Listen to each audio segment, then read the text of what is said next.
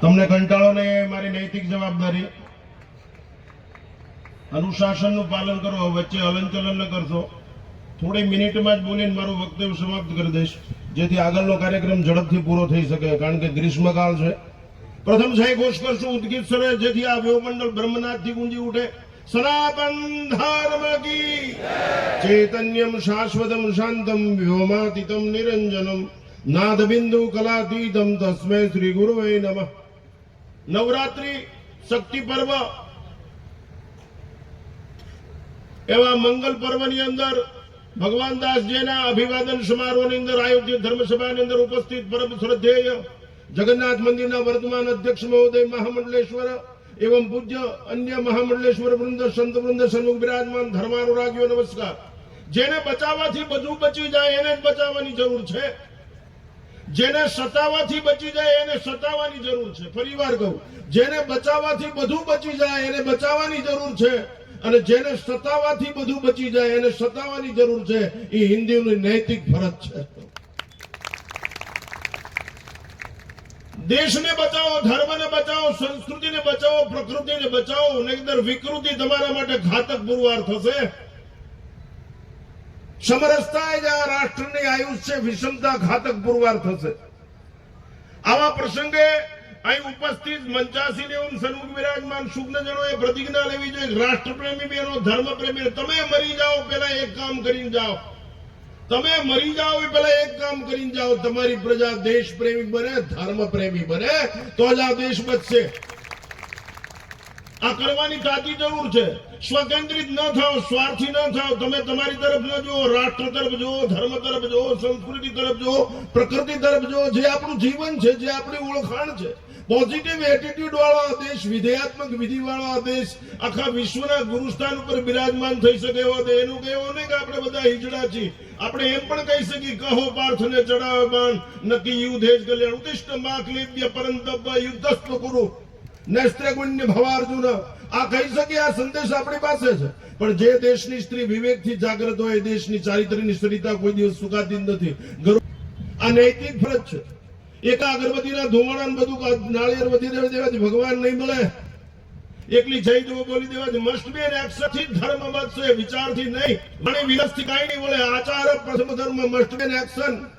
આચરણ જોશે તો જ દેશ વધશે, આચરણ જોશે તો ધર્મ વધશે. આચરણમાં ધર્મનો જન્મ થયો છે. આચાર પ્રથમો ધર્મ. સ્ત્રી સશક્તિકરણ, સ્ત્રી જાગૃતિની તાતી જરૂર છે. આ તો ઘોડી વાગે ત્યારે ઘોડીયા મારો ભાવ આવ્યો, અમે હું બગાડ્યું તમારું. સંત પસંદ લાવી દે, સંત અનંતનું દર્શન કરાવી દે, સંત માંથી મુક્ત કરી દે, સંત ભગવંત બનાવી દે, સંત તાગ લાવી દે, સંત ભાગ બનાવી દે, સંત અનુરાગ જન્માવી દે. સંતની તાકાત છે. તો આ નૈતિક ફરજ છે. આ દેશની પાસે આટલું બધું યુવાધન છે. આ ગુલિસ્તાન છે, રેગિસ્તાન નહીં. જે રાષ્ટ્રનો યુવાન હેવાન હોય, રાષ્ટ્ર હેરાન ને પરેશાન હોય. યંગ जनरेशन एनी हाउ 1962 में रणछोड़ बापू से राजकोट बैठ तो दिया था, इस देश ने युवाओं को कैसे भी घिसट करके नैतिकता के शिखर पर ले जाओ, वरना ये राष्ट्र नहीं बचेगा. અત્યારે હિન્દુ પ્રજા સ્વકેન્દ્રિત થઈ ગઈ, સ્વાર્થી. પોતાના અને હિન્દુ પ્રજા આઝાદી પછી જન્મીન જાગે ત્યારથી સાંજ સુધી પૈસા ઢસડીને પોતાના ઘરમાં નાખવા સિવાય કાંઈ કરતી નથી. બાપુ, પૈસાથી સગવડ ઉભી થાય, પ્રેમથી સમજણ ઉભી થાય. 500 નોટ લઈને તમારી શેરીમાં ઉભા રહ્યો અને 5 ગલુડિયાને 10 મિનિટ એમ કરો, એક ગલુડિયો આવે, ભગવા કપડા ઉતારી નાખું. એ નો આવે, રોટીનું બટકું આપો તો જ આવે. અહંકારના સર્જનને પ્રકૃતિ સ્વીકારતી નથી, ઈશ્વરીય સર્જનને. અમે બધા ઈશ્વરીય સર્જનના ઉપાસક છીએ. પ્રકૃતિનું જતન કરો તો જ વતન બચશે. સંસ્કૃતિનું વિરાસત બચાવો. તમે ન બચો તો કઈ નહીં. અમને બાપુ ત્યારે એમ કે રાષ્ટ્ર બચેવું, તમે સમાધિ લઈ લ્યો. અમારા મા બાપમાં ફરવા જો બીજો વિચાર કરી દો. નો સેકન્ડ થોટ એટ ઓલ. બીજો વિચાર જ ન કરી અત્યારે સ્વીકારેલી મોત. જો દેશ બચતો હોય, नींव की ईंट बनने के लिए हम सदैव तैयार तत्पर है. એકલા શાસ્ત્રો love is always one way. પ્રેમ જોઈ, પ્રેમ તો ઈશ્વરની રેમ ઉતરે ને વહેમ જાય. તમે ગમે એમ કરીને સાધુ પ્રેમી બનો, સંત પ્રેમી બનો, રાષ્ટ્ર પ્રેમી બનો, ધર્મ પ્રેમી બનો, સંસ્કૃતિ પ્રેમી બનો, પ્રકૃતિ પ્રેમી બનો. ભૌતિકતાનો વિરોધ નથી, પણ દિવ્યતા વગરની ભવ્યતા અભિશાપ રૂપ છે. સગવડની અગવડ ઉભી કરશે, ગડબડ ઉભી કરશે, વડવડ ઉભી કરશે. સગવડથી કલ્યાણ ન થાય. સમજણથી જીવવાની મજા આવે. વિરાસત છેલ્લે એક કાવ્ય કહીને મારું વક્તવ્ય સમાપ્ત કરું. હું શ્વાસ અને સમયનો બહુ ઉપાસક છું. મારા લોહીમાં 70 વર્ષથી RSS નું લોહી છે. હું 74 વર્ષનો છું. તમારી અમે 76 રનિંગ. મારા લોહીમાં RSS ના સંસ્કાર છે બચપનથી. અમે ન ઇદમ મમ ઇદમ રાષ્ટ્રાય સ્વાહા, રાષ્ટ્ર માટે સમર્પિત છીએ બધું. અમે એક ક્ષણ પણ વિચાર ન કર્યો. જરૂર છે એની વિચાર અને વર્તનથી રાષ્ટ્રમાં પરિવર્તનનો શંખનાદ ફૂંકો. સત્તા અને સંપત્તિ કાંઈ નહીં કરી દે. સંસ્કાર જ આમૂલ છે. સંસ્કાર સંસ્કૃતિનો માપદંડ છે. સંસ્કારથી જીવન સાકાર થાય. સંસ્કાર વગરનું જીવન બેકાર છે. હનુમાનજી ગણપતિ મોઢામાં ક્યાં ઠેકાણું છે? આપણા છોકરાઓ દર્પણ કરવા કોઈ આવે, જોવા આવે, પણ આપણે પગે લાગી છે ને, કારણ કે એની પાસે સંસ્કાર છે, એની પાસે નિર્ણય છે, એની પાસે ડિસિઝન પાવર છે. જેનો નિર્ણય ફરે એની સફળ. If you have no decision power, you compare your life. તુલસી પાસે ઉભા રહ્યો, લીમડા પાસે ઉભા રહ્યો, કયો તમે મુલો આટલું કરી શકો એમ છો? નહીતર મરી જાઓ, કુછ કરકે દિખા દો, આપને હસ્તી મિટા દો.